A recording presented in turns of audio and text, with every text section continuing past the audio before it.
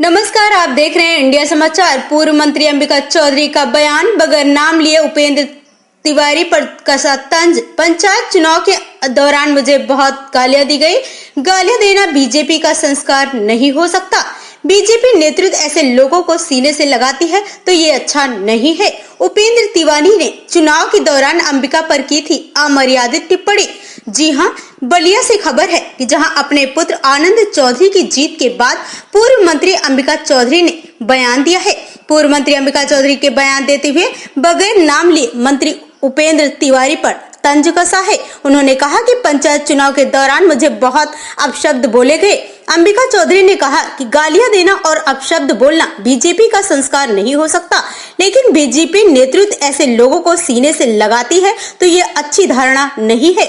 उपेंद्र तिवारी ने चुनाव के दौरान अंबिका चौधरी पर चुनाव के दौरान अमर्यादित टिप्पणी करते हुए आपत्तिजनक बयान दिया था, जबकि अंबिका के पुत्र आनंद चौधरी सपा से जिला पंचायत अध्यक्ष चुने गए हैं। इंडिया समाचार के लिए ये थी हमारे संवाददाता आनंद मोहन मिश्रा, ब्यूरो चीफ, बलिया की रिपोर्ट। और आज समाजवादी पार्टी को जीत मिली, क्या कहना चाहेंगे?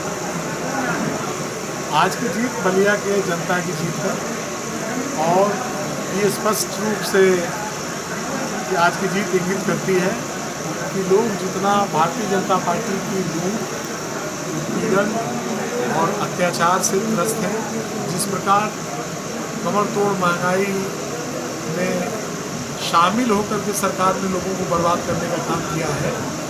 भारतीय जनता पार्टी के दिन अब पूरे हो गए हैं और 2022 के विधानसभा चुनाव में इसका सुपड़ा साफ होगा। उत्तर प्रदेश से शुरुआत बलिया से होगी। जिस तरीके के आरोप आपके ऊपर लगाए गए, इसके बावजूद भी आपने जीत दर्ज की, क्या कहते हैं इससे? देखिए, मुझको तो इतनी भद्दी गालियाँ दी गई हैं कि उनका उल्लेख भी मैं नहीं कर सकता, लेकिन उनका जो संस्कार है वो उनको मुबारक हो। मैं किसी ऐसे गलीज आचरण के व्यक्ति की किसी टिप्पणी नहीं करता जिसको इस बात का शऊर नहीं। और मेरा एक और मानना है कि अगर ये संस्कार भारतीय जनता पार्टी का माना जाए बहुत गंभीर बात होगी, लेकिन मैं ऐसा नहीं कहता। मैं ये नहीं कहता कि भारतीय जनता पार्टी का संस्कार है, लेकिन भारतीय जनता पार्टी ऐसे लोगों को अगर अपने सीने से चिपका कर रखना चाहती है, सिर पे बिठा कर रखना चाहती है और वो उसका प्रतिनिधित्व करते हैं, तो उसके बारे में उनकी धारणा अच्छी नहीं। तो जिस तरीके से 6 लोग वहाँ पर फर्जी मतदान के लिए करने आए थे, उनको भी पकड़ा गया था, क्या कहना चाहेंगे? सबसे गंभीर बात आज के बलिया चुनाव में जो हुई है वो ये है कि जब तक बाकी मतदाताओं के लिए गेट खुले, उसके पहले ही 7 फर्जी मतदाताओं को प्रवेश दिया गया। ये अनायास नहीं हो सकता, ये बिना महत्वपूर्ण लोगों के शामिल हुए नहीं हो सकता। दूसरी महत्वपूर्ण बात यह है कि वो सिर्फ फर्जी मतदाता नहीं थे, उन्होंने फर्जी डॉक्यूमेंट तैयार किए, फर्जी उन्होंने प्रमाण पत्र अपनी जीत का तैयार किया दूसरों के नाम, फर्जी उन्होंने आई कार्ड तैयार किए। उसी जिस सदस्य को वो इम्पर्सोनेट करना चाहते, जिसको पर्सोनेट करना चाहते थे, जिसके बदले वोट देना चाहते थे, उसका उन्होंने आधार कार्ड बनवाया फर्जी।